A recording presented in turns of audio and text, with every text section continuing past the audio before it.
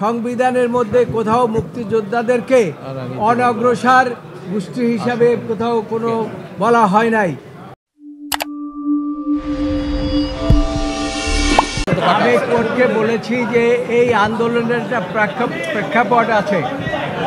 এই প্রেক্ষাপটের মধ্যে সর্বপ্রথমে হলো যে এই যে আন্দোলনটা সৃষ্টি হলো, এই আন্দোলনটা সৃষ্টির পিছনে একটা কারণ ছিল এবং সেই কারণটা আপনারা সকলেই জানেন, আমরা সকলেই জানি।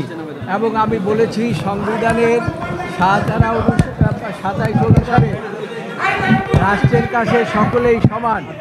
কাজেই আর আমি বলেছি 28 অনুসারে সরকারের একটা বিধান করার ক্ষমতা আছে।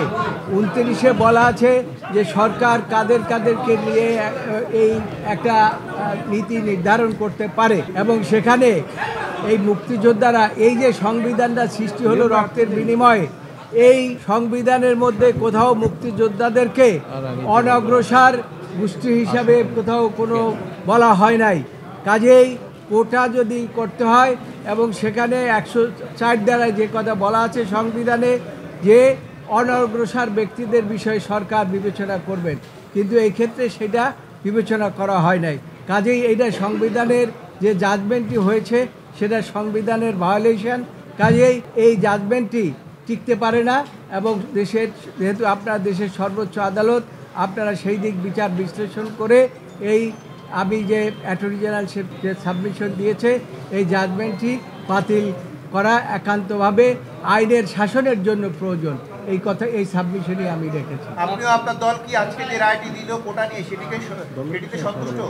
এখানে কোনো দলের বিষয় নয়। আমি দেশের সর্বোচ্চ আদালতের একজন আইনজীবী হিসাবে এসেছি। তবে এই জাজমেন্টের মধ্যে আপনারা লক্ষ্য করেছেন যে আদালত কিছু নির্দেশনা দিয়েছে।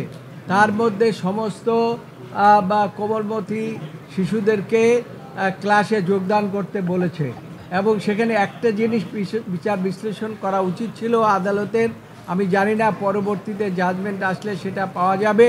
সেখানে কোমলমতি এই যে ছাত্রদের মধ্যে যারা প্রতিনিধিত্ব করেছে, আপনারা জানেন গত 2-3 দিন পর্যন্ত সরকারের একটা কমিটি করে দেওয়া হয়েছিল। সেই কমিটির কাছে 8টা দাবি তারা প্লেস করেছে এবং সেই 8টা দাবি তারা ব্যাপারে বলছে যে এই 8টা দাবির ব্যাপারে আলোচনা হতে পারে এবং সেই বিষয়ে এখানে কোনো আলোচনার কোনো বিষয় উল্লেখ করা হয় না।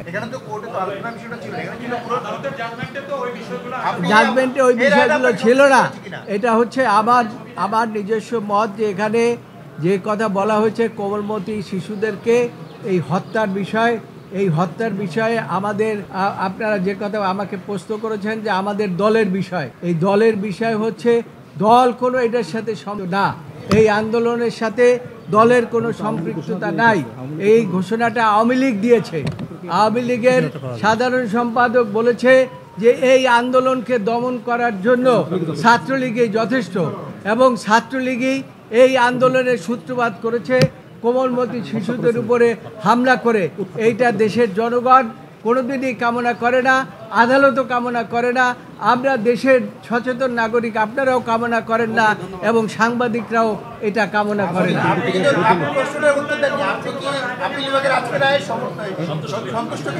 না, এইটা রায়ের সর্বকিছু পাওয়ার পরে আমরা এটা বিচার বিশ্লেষণ করব এবং এই রায়ের মধ্যে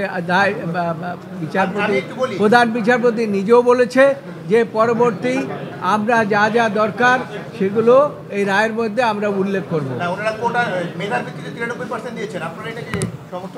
আমার মনে হয় যে এই যে যারা আন্দোলন করছে তারা নিজেরাও বলছে তারা কোটা বাতিল চায় না, তারা সংস্কার চায়। তাই এখানে আদালত যে সংস্কার করে দিয়েছে, আমি মনে করি দেশের একজন আইনজীবী হিসাবে যে সাধারণ ছাত্ররা যে দাবি করেছে সেটার সাথে এটার যথেষ্ট সম্পৃক্ততা আছে।